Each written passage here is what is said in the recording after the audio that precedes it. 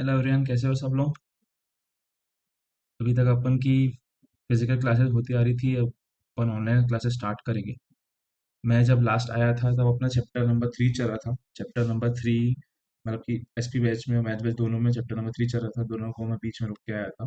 Chapter number 3 दोनों में अलग अलग चल रहा था। मैथ से कुछ अलग चल रहा था, एसपी कुछ अलग चल रहा था।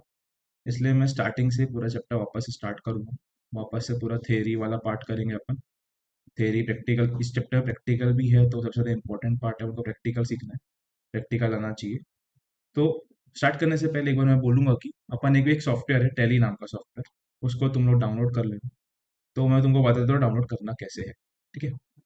तो अपन क्या करेंगे, सबसे पहले तुम लोग आ जाओ एज के ऊपर, कोई भी क्रोम में आ जाओ। ठीक है। यहाँ पे सर्च करना टेली। ठीक है। टेली.ERP9 तुम लोग सर्च करोगे। देन यहाँ पे आना, क्लिक करना तुमको डाउनलोड टेली प्राइम के ऊपर पे। ये आ गया। देन यहाँ पे आने के बाद में तुम लोग अब स्क्रॉल करोगे नीचे, और स्क्रॉल करके तुम लोग यहाँ पे आओगे प्रीवियस वर्जन। ठीक है। प्रीवियस वर्जन्स में आए, एक नया स्क्रीन खुलेगा। देन तुम लोग को यहाँ पे स्क्रॉल बार पे आना है वापस। यहाँ पर ड्रॉप डाउन लिस्ट रहेगा। ड्रॉप डाउन में नीचे स्क्रॉल करके ये टैली ERP 6.3 ये वाला जो वर्जन है, इसको डाउनलोड करना है सबको। और डाउनलोड करके इंस्टॉल करके रखने का। ठीक है। तो मेरे पास पहले से डाउनलोडेड है, मैंने पहले से इंस्टॉल करके रखा है। एंड तुम लोग जब डाउनलोड करोगे तो तुमको कुछ एक सेकेंड इस टाइप का कुछ दिखेगा। ठीक है। तो ये डाउनलोड करके रखो।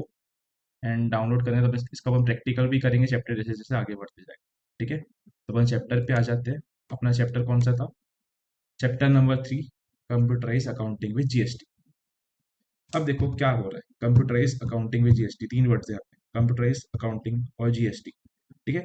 एक बार GST को साइड में रख देते हैं। कंप्यूटराइज अकाउंटिंग, तुम लोग अकाउंट्स तो पढ़ते ही, जो 11th में ही पढ़ रहे हो, अभी 12th में ही पढ़ रहे हो। ठीक है। अकाउंट्स होते क्या? अकाउंट्स मतलब क्या, कि मतलब कि जो भी मेरा बिजनेस है, बिजनेस में जो भी एक्सपेंसेस हो रहे हैं, जो भी इनकम है, जो भी एसेट्स है, जो भी लाइबिलिटीज है, उनका हिसाब रखना। ठीक है। वो होता है अकाउंटिंग। तो भी तुम लोग जो अकाउंटिंग कर रहे हो उसमें तुम लोग क्या करते हो? तुम लोग ने जब 11 में पढ़ना स्टार्ट किया हो अकाउंटिंग, तो तुम्हें दिखाऊंगा कि तुम लोग कोई भी एक एंटिटी की अकाउंटिंग करो। समझो एक छोटी सी शॉप हो गई, एक कंपनी हो गई प्राइवेट लिमिटेड, या फिर कोई पार्टनरशिप फर्म हो गई। तुम लोग उसकी अगर अकाउंटिंग कर रहे हो, तुम लोग अकाउंटिंग में क्या करते हो? तुम लोग क्या करोगे, सबसे पहले तुम क्या करोगे, एक जर्नल बनाओ। ठीक है। जर्नल मतलब क्या? तुम लोग अकाउंटिंग एंट्रीज पास करोगे। अकाउंटिंग एंट्रीज पास करने के बाद तुम लोग क्या करते हो? अकाउंटिंग एंट्रीज पास करने के तुम लोग बनाते हो लेजर्स। इंडिविजुअल जो भी तुम लोग लेजर्स बना रहे हो, मतलब जितनी जितनी तुम लोग जर्नल एंट्रीज पास कर रहे हो उसके तुमको लेजर्स बनाने पड़ते हैं। जैसे कि समझो कि अगर मैंने बिजनेस स्टार्ट किया, ठीक है, तो अब उसकी एक एंट्री हो सकती है, बिजनेस के अंदर पैसा आ रहा है तो कैश आ रहा है। ठीक है, कैश आ रहा है, फिर बैंक आ रहा है, तो कैश टू कैपिटल। अभी दो लेजर हो गए, कैश नाम का एक लेजर हो गया, कैपिटल नाम का एक लेजर हो गया। ठीक है। अब साल भर के अंदर में कैश की बहुत सारी एंट्रीज हो सकती है, कैपिटल की बहुत सारी एंट्रीज हो सकती है। तो मुझे क्या करना पड़ेगा, पूरे एक लेजर मेंटेन करना पड़ेगा जिसमें सारे अकाउंट, सारी जितनी भी एंट्रीज है वो लेजर से रिलेटेड, उसकी मैं वहाँ पे रिकॉर्ड करके रखूंगा। तो सबसे पहले मैंने क्या किया, एक जर्नल क्रिएट किया। ठीक है। जर्नल क्रिएट करने के बाद मैंने क्या किया, उसका एक लेजर क्रिएट किया। ठीक है। जितनी भी जर्नल जर्नल में एंट्रीज पास किया, उसकी मैंने लेजर्स बनाई। लेजर्स बना के मैंने क्या किया, एक ट्रायल बैलेंस बना। ट्रायल बैलेंस में क्या रहता है, जितने भी मेरे लेजर्स हैं उनके डेबिट बैलेंसेस और क्रेडिट बैलेंसेस अवेलेबल रहते हैं। ठीक है। ट्रायल बैलेंस में क्या होता है, जितने भी लेजर्स है, डेबिट बैलेंस और क्रेडिट बैलेंस, उनका टोटल क्या होता है, मैच करता है। Debit balance equals to credit balance. ठीक है। फिर ये जो मैं ट्रायल बैलेंस बनाया, उससे मैं क्या बनाता हूँ, मेरा जो बैलेंस शीट ऑफ P&L, जो मेरा फाइनल अकाउंट है, जो मेरा मेन, जिसमें मेरा पूरा बिजनेस का इन्फॉर्मेशन दिखता है, कितनी मेरी एसेट्स है, कितनी इनकम हुई, कितने एक्सपेंसेस हुए, कितनी लाइबिलिटीज है। एक at the end of the year जो भी मेरे बैलेंस शीट में एसेट्स और लाइबिलिटीज है, और एज ऑन डेट मतलब कोई भी पीरियड के एंड में मतलब मेरा कितना प्रॉफिट और लॉस है, मुझे अगर वो मेजर करना है तो मैं क्या बनाता हूँ, P&L बनाता हूँ, प्रॉफिट एंड लॉस अकाउंट, और बैलेंस शीट बनाता हूँ। ठीक है।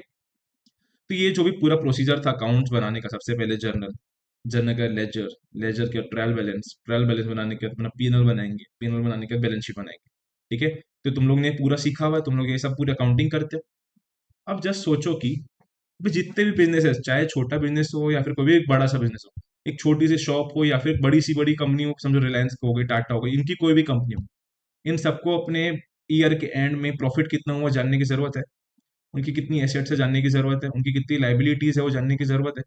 मतलब जो भी बिजनेस होगा उन सारे बिजनेसेस को अकाउंटिंग करने की तो जरूरत है ही। जितने बिजनेस होंगे वो सारे बिजनेस अकाउंटिंग करेंगे। तभी मुझे ये बताओ, क्या ये फिजिबल है क्या कि मतलब कि जितने भी बिजनेसेस है वो लोग मैन्युअली अकाउंटिंग अकाउंट्स मेंटेन करें। तुमने ये सुना होगा कि पहले के जमाने में क्या होता था, सारे बिजनेस के सारे जितनी भी दुकानें हैं उन सबका क्या मुंशी होता था, ठीक है। वो क्या करता था, वो सारे बही खाते मेंटेन करता था। बही खाते मतलब क्या, books, books of accounts. Physically एक एक बुक के अंदर जितनी भी एंट्रीज हो रही, कोई भी परचेज हो रहा है, कोई भी सेल हो रहा है, ठीक है, पैसा बिजनेस से जा रहा है, पैसा बिजनेस के अंदर आ रहा है, तो वो सबकी वो बुक्स में एंट्रीज पास करता था। तभी सोचो कि अगर कोई भी बिजनेस है अगर ऐसे फिजिकली बुक्स मेंटेन करेगा तो कितनी सारी बुक्स भर भर के अकाउंटिंग एंट्रीज पास करना पड़ेगा। एक मुझे परमानेंटली कुछ बंदों को बैठाना पड़ेगा सिर्फ अकाउंटिंग एंट्रीज पास करने के लिए, और ये बैलेंस शीट बनाने, बैलेंस शीट पीएनएल ये सब चीजें बनाने के लिए। लेकिन आज के जमाने में जब बिजनेस इतना बड़ा हो चुका है, इतनी सारी ट्रांजेक्शन होती है, अभी उसको मेंटेन करना पॉसिबल है क्या? जैसे समझो कि तुम्हारा बैंक अकाउंट है, तुम घूमते फिरते यूपीआई यूज करते हो, ठीक है। वैसे बिजनेस के भी बहुत सारे पेमेंट्स होते हैं, पैसा आता है पैसा जाता है, ठीक है। तो अभी पेमेंट इतना इजी होने पेमेंट का जो पेमेंट करने का तरीके इतने इजी होने के चलते अपन जल्द एक फ्रैक्शन ऑफ सेकंड में जल्दी से जल्दी अकाउंट पेमेंट्स कर देते हैं, ये भी पैसा आ जाता है। अब जितनी सारी ट्रांजेक्शन मैं करूंगा उन सबके अकाउंटिंग एंट्रीज पास करना, तो ये क्या पॉसिबल है कि अपन मैं फिजिकली एक एक अकाउंटिंग एंट्री पास करूँ? नहीं है, ठीक है। तो इसलिए अभी क्या रिक्वायरमेंट आ गई कि जो मैं अकाउंटिंग कर रहा हूँ वो अकाउंटिंग करने के लिए मुझे कंप्यूटर सॉफ्टवेयर की जरूरत है। पहले क्या होता था, चाहे छोटा सा कोई भी बिजनेस हो, एक छोटी सी शॉप हो या फिर बड़ी सी बड़ी कॉन्ग्लोमरेट हो, कोई भी बड़ी बड़ी कंपनी, उन सबको अकाउंटिंग अकाउंटिंग तो मेंटेन करना ही चाहिए, सबको अकाउंट्स बनाने चाहिए। तो वो लोग पहले क्या करते थे, फिजिकली पूरे अकाउंट्स को मेंटेन करते थे। फिजिकली जर्नल बनाएंगे, जैसे तुम लोग अभी अकाउंटिंग सीखते हो, जर्नल बनाएंगे, लेजर बनाएंगे, ट्रायल बैलेंस बनाएंगे, बैलेंस शीट बनाएंगे, पीएनएल बनाएंगे। लेकिन ये आज के जमाने में पॉसिबल नहीं है, क्योंकि इतने कॉम्प्लिकेटेड ट्रांजेक्शन हो रहे, इतने क्वांटम में ट्रांजेक्शन हो रहे, उन सबको रिकॉर्ड करना फिजिकली एक बंदे के लिए पॉसिबल ही नहीं है। अभी जस्ट अज्यूम करो कि समझो कि रिलायंस है, ठीक है। रिलायंस का साल का कितना सारा टर्नओवर होता है, मतलब कि करोड़ों लाखों करोड़ों में तो उसका टर्नओवर होता है सेल्स का। अभी अगर मुझे उसके एंट्रीज पास करना है तो उसको तो कम से कम 100 लोग, 100 लोग भी कम पड़ गए, 1000 लोग तो बैठाने पड़ेंगे सिर्फ अकाउंटिंग एंट्रीज पास करने के लिए। तो क्या ये पॉसिबल है क्या एक एक बंदा अकाउंटिंग एंट्री पास कर रहा है?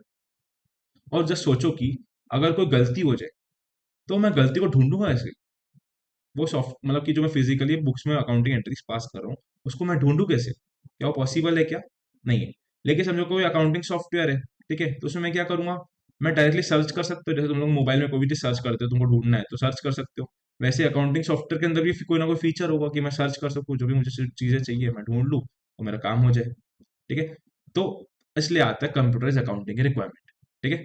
तो अपना जो चैप्टर है कंप्यूटराइज अकाउंटिंग विद जीएसटी, उसमें क्या होगा, अपन जो अकाउंटिंग फिजिकली करते थे बस उसको अपन अब क्या करेंगे, अकाउंटिंग सॉफ्टवेयर को यूज करके अपन उसकी अकाउंटिंग अपन करने वाले, ठीक है, कंप्यूटराइज वे में अकाउंटिंग करने वाले। तो अपन वही सीखेंगे कि अकाउंटिंग सॉफ्टवेयर काम कैसे करता है, कैसे कैसे step by step upon accounting करते हैं। जैसे फिजिकली अपन जब अकाउंट बनाते हैं तो एक स्टेप फॉलो, एक प्रोसेस फॉलो करते हैं, तो वैसे ही अकाउंटिंग सॉफ्टवेयर में मैं अकाउंटिंग कैसे करता हूँ, कौन सी स्टेप्स फॉलो करके मैं अकाउंटिंग करता हूँ, ये अपन सीखने वाले काम ये चैप्टर के अंदर में, ठीक है। तो चलो बुक से रीड करते हैं। Introduction. Nowadays, it is often seen that even small shops or business entities use computer software to maintain their books of accounts. जैसे मैंने बताया कि अभी कोई भी छोटे से शॉप हो या फिर कोई भी बड़ी सी एंटिटी हो, बिजनेस एंटिटी हो, सभी लोग एक कंप्यूटर सॉफ्टवेयर, जैसे तुम लोगों ने सुना होगा, कोई टैली यूज कर रहा है, कोई बिजी यूज कर रहा है। सब लोगों की दुकान में एक बंदा आता होगा, ठीक है, हफ्ते में 2 या 3 बार, और वही सॉफ्टवेयर के अंदर में अकाउंटिंग एंट्रीज पास करता हूँ, टैली या फिर बिजी कोई भी सॉफ्टवेयर में, ठीक है। जितनी भी शॉप्स है सब लोग इसके अंदर अकाउंटिंग एंट्रीज पास करते हैं, ठीक है। वैसे ही समझो कोई भी बड़ी एंटिटी होगी तो उसके लिए दूसरे सॉफ्टवेयर होंगे, एक सैप नाम का सॉफ्टवेयर हो सकता है, ओरेकल हो सकता है, ठीक है। तो ऐसे बहुत सारे सॉफ्टवेयर अलग अलग मार्केट में अवेलेबल है। तुमको एक और चीज याद होगा, जब अपन ईआरपी पढ़ रहे थे तो ईआरपी में एक था मॉड्यूल्स, अपन ने बहुत सारे मॉड्यूल्स पढ़े थे। तो उसमें सबसे पहली मॉड्यूल क्या थी, फाइनेंशियल मॉड्यूल। अब फाइनेंशियल मॉड्यूल में क्या लिखा था, financial module is the core of all the ERP packages, almost all the ERP packages. मतलब क्या, कि अगर कोई भी पर्टिकुलर बिजनेस अगर ईआरपी पैकेज ले रहा है, इंटरप्राइज रिसोर्स प्लानिंग पैकेज ले रहा है, तो उसमें क्या लेगा, सबसे पहले फाइनेंशियल मॉड्यूल तो ले गई। और फाइनेंशियल मॉड्यूल में क्या आएगा, अपने अकाउंट्स को मैनेज करना, अपनी इन्वेस्टमेंट को मैनेज करना, अपने कैश कैश के बैलेंसेस को मैनेज करना, डेटर्स को मैनेज करना, क्रेडिटर्स को मैनेज करना। तो ये सब चीजें मैनेज करने के लिए उसको एक ईआरपी सॉफ्टवेयर की रिक्वायरमेंट तो रहेगी। तो कोई भी बिजनेस होगा वो एक अकाउंटिंग सॉफ्टवेयर तो लेगा ही, फाइनेंशियल मॉड्यूल तो लेने ही वाला है। फिर क्या लिखा है? A computerized accounting system is an accounting information system that processes the financial transactions and events as per generally accepted accounting principles to produce reports as per user requirements। ठीक है, तो चलो अपन इसको ब्रेक करके पढ़ते हैं। A computerise accounting system is an accounting information system. तो कोई भी अकाउंटिंग सिस्टम जो रहेगा, कंप्यूटराइज अकाउंटिंग सिस्टम रहेगा, उसके अंदर क्या रहेगा? अकाउंटिंग इन्फॉर्मेशन, जितनी भी इन्फॉर्मेशन अवेलेबल है, जो भी मैं अकाउंटिंग करता हूँ, वो सब कुछ अवेलेबल रहने वाला है मुझे कंप्यूटर अकाउंटिंग सिस्टम के अंदर में। वो क्या प्रोसेस करता है? That processes the financial transactions and events as per generally accepted accounting principles. अब ये जो कंप्यूटर अकाउंटिंग सिस्टम है, ये क्या प्रोसेस करता है? फाइनेंशियल ट्रांजेक्शंस और इवेंट्स को। तुमने 11 में पढ़ा होगा कि अपन अकाउंटिंग किस चीज की करते हैं? फाइनेंशियल ट्रांजेक्शंस की करते हैं और इवेंट्स की करते हैं। अज्यूम करो कि जैसे समझो कि मैंने परचेस किया गुड्स का, ठीक है? तो जब मैं गुड्स का परचेस करूंगा तो एक ट्रांजेक्शन हुआ, ठीक है? तो गुड्स का जब मैं परचेस करूंगा तो उसकी मैं अकाउंटिंग एंट्रीज पास करूंगा। या तो मेरे पास क्रेडिटर खड़ा होगा, या तो मैं उसको पेमेंट कर दूंगा, कैश चले जाएगा, फिर मेरा बैंक काम हो जाएगा, तो उसकी मैं अकाउंटिंग एंट्री पास करूंगा। तो ये हो गया ट्रांजेक्शन का एग्जाम। अभी इवेंट, अभी अज्यूम करो जैसे कि समझो कि मेरी एक शॉप थी, ठीक है, उसमें आग लग गई। तो अभी आग लगना का तो मैं अकाउंटिंग नहीं कर सकता, लेकिन उसका क्या फाइनेंशियल इम्पैक्ट है, मुझे उसकी अकाउंटिंग करना पड़ेगा। जैसे अगर आग लग गई तो मेरे कितने गुड्स का नुकसान हो गया, ठीक है, नुकसान हो गया तो मुझे उसकी एंट्री पास करना पड़ेगा। Loss of goods in on account of ensure on account of fire, ऐसा मुझे एंट्री पास करना पड़ेगा। और अगर अभी गुड्स का लॉस हो रहा है तो मेरे को इंश्योरेंस भी मिलने वाला रहेगा, तो मुझे इंश्योरेंस, मतलब इंश्योरेंस ड्यू या कलेक्ट करना है तो उसका एंट्री पास करना पड़ेगा। तो मैं अकाउंटिंग सॉफ्टवेयर के अंदर क्या क्या अकाउंट करता हूँ? फाइनेंशियल ट्रांजेक्शन्स को और इवेंट्स को, ठीक है। तो अकाउंटिंग सॉफ्टवेयर के अंदर अपन क्या प्रोसेस करते हैं? फाइनेंशियल ट्रांजेक्शन्स और इवेंट्स। अभी प्रोसेस करते हैं तो कैसे प्रोसेस करते हैं? As per generally accepted accounting principles. अभी इंपॉर्टेंट है, जनरली एक्सेप्टेड अकाउंटिंग प्रिंसिपल्स। अभी जनरली एक्सेप्टेड अकाउंटिंग प्रिंसिपल्स होते क्या है? अभी देखो, तुम लोग जब अकाउंटिंग करते हो तो तुम लोग ने सब रूल्स पढ़े होंगे, कुछ मॉडर्न रूल्स, ट्रेडिशनल रूल्स। जैसे ट्रेडिशनल रूल क्या आते हैं? Debit what comes in, credit what goes out, debit the receiver, credit the giver, debit all expenses and losses, credit all incomes and gains. ठीक है, ये सब रूल्स है। जैसे अभी तुम लोग समझो डेप्रिसिएशन कैलकुलेट कर रहे हो, तो डेप्रिसिएशन कैसे कैलकुलेट करते हो? या तो स्ट्रेट लाइन मेथड यूज करोगे, या फिर डब्ल्यू मेथड यूज करोगे, या फिर समझो कि तुम लोग अगर गुडविल का कैलकुलेशन कर रहे हो तो उसके लिए अलग अलग मेथड्स है। या फिर इन्वेंट्री को अगर रिकॉर्ड कर रहे हो तो कॉस्ट पे रिकॉर्ड करना है, या फिर एनआरवी में रिकॉर्ड करना है, नेट रियलाइजेबल वैल्यू पे रिकॉर्ड करना है। या ठीक है, या फिर तो अगर मॉडर्न रूल्स यूज कर रहे हो तो अगर समझो एसेट आ रही है बिजनेस के अंदर तो उसको क्या करोगे? डेबिट करोगे। एसेट जा रही है तो उसको क्रेडिट करोगे। या फिर समझो कि अगर लाइबिलिटी लाइबिलिटी बढ़ रही है तो उसको क्रेडिट करोगे, लाइबिलिटी कम हो रही है तो उसको डेबिट करोगे। एक्सपेंसेस हो रहे हैं तो उसको डेबिट करोगे, एक्सपेंसेस अगर रिवर्स हो रहे हैं तो उसको क्रेडिट करोगे। तो ये सब क्या रूल्स है? तब ये जो प्रिंसिपल्स है, ये जो अकाउंटिंग प्रिंसिपल जिसको यूज करके मैं अकाउंटिंग करता हूँ, ये ऑल ओवर वर्ल्ड सब सेम है। समझो कि अगर मैं इंडिया में बैठे बैठे अकाउंट नहीं करूँ तो भी मैं ये प्रिंसिपल्स यूज करूंगा। समझो अगर मैं फॉरेन में जाऊँ, कि समझो कि यूके जा रहा हूँ, ठीक है, या फिर समझो सऊदी अरेबिया जा रहा हूँ, या फिर समझो अमेरिका जा रहा हूँ, या फिर ऑस्ट्रेलिया जा रहा हूँ, सब जगह ये जो रूल्स है, जो अकाउंटिंग प्रिंसिपल है, सब जगह सिमिलर है। तो वही क्या बोल रहे हैं? Events as per generally accepted. Generally accepted इसका मतलब क्या हो गया? कि जो प्रिंसिपल, जो अकाउंटिंग प्रिंसिपल जो जनरली एक्सेप्टेड, सब जगह एक्सेप्टेड है, उन सबको यूज करके ये अकाउंटिंग सॉफ्टवेयर बना हुआ है, ठीक है, to produce reports as per user requirements. तो अभी देखो, अकाउंटिंग सॉफ्टवेयर के अंदर जो मैं अकाउंटिंग कर रहा हूँ तो मेरा एंड मोटिव क्या है? कुछ रिपोर्ट्स मुझे चाहिए। अभी रिपोर्ट्स क्या चाहिए? जो मैं अकाउंटिंग करता हूँ उसका मेरा एंड बेनिफिट क्या होता है? मुझे मिलते हैं मेरा फाइनेंशियल स्टेटमेंट्स। अब फाइनेंशियल स्टेटमेंट्स के अंदर क्या क्या रहता है? मेरा बैलेंस शीट रहेगा, मेरा पीएनएल रहेगा। मेरे को जानने का है ईयर के एंड में कि मेरे पास कितना एसेट्स है, कितना लाइबिलिटीज है, कितना इनकम है, कितना एक्सपेंसेस है, ठीक है। ठीक है, या ये सब मुझे जानने के लिए मैं अकाउंटिंग करता हूँ। इसके अलावा भी बहुत सारी अलग अलग रिपोर्ट्स होती है, लेकिन बेसिकली मुझे, मैं अकाउंटिंग क्यों करता हूँ? बैलेंस शीट और पीएनएल के लिए।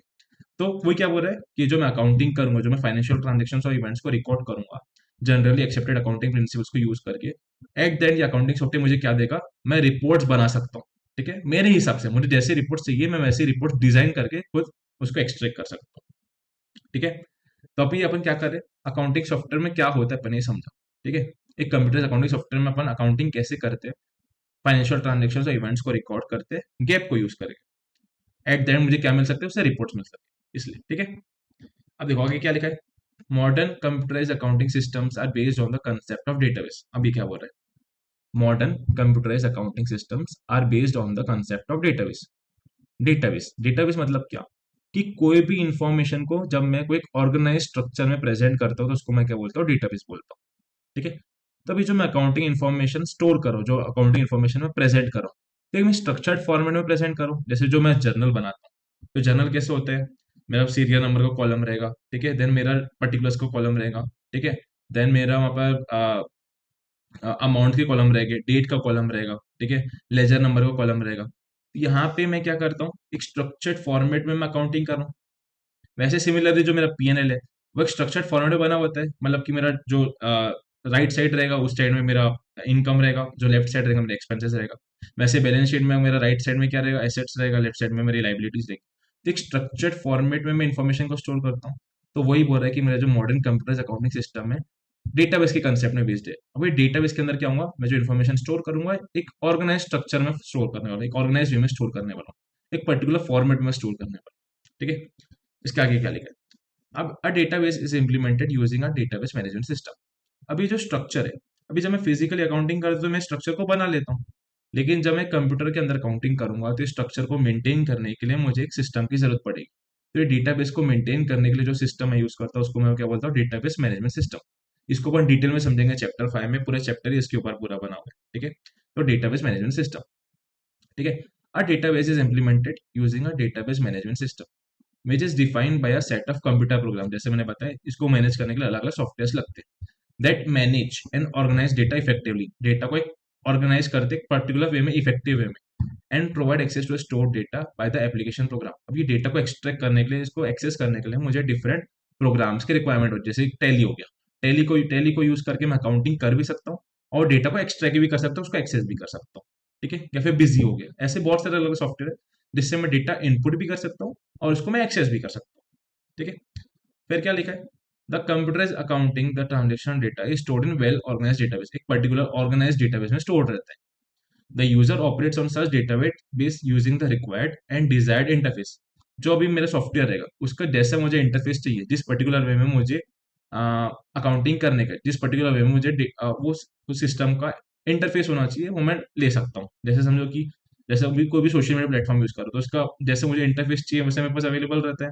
ठीक है, इजी इंटरफेस रहता है, या कि मैं मुझे कोई भी फंक्शन परफॉर्म करना है तो मैं इजीली फंक्शन परफॉर्म कर सकता हूँ। वैसे यहाँ पे जो मेरा अकाउंटिंग सॉफ्टवेयर रहेगा, वो भी जो इंटरफेस रहेगा वो सिंपल रहेगा, कि मुझे जो भी फंक्शंस परफॉर्म करना है अकाउंटिंग के लिए वो इजीली मैं कर सकता हूँ।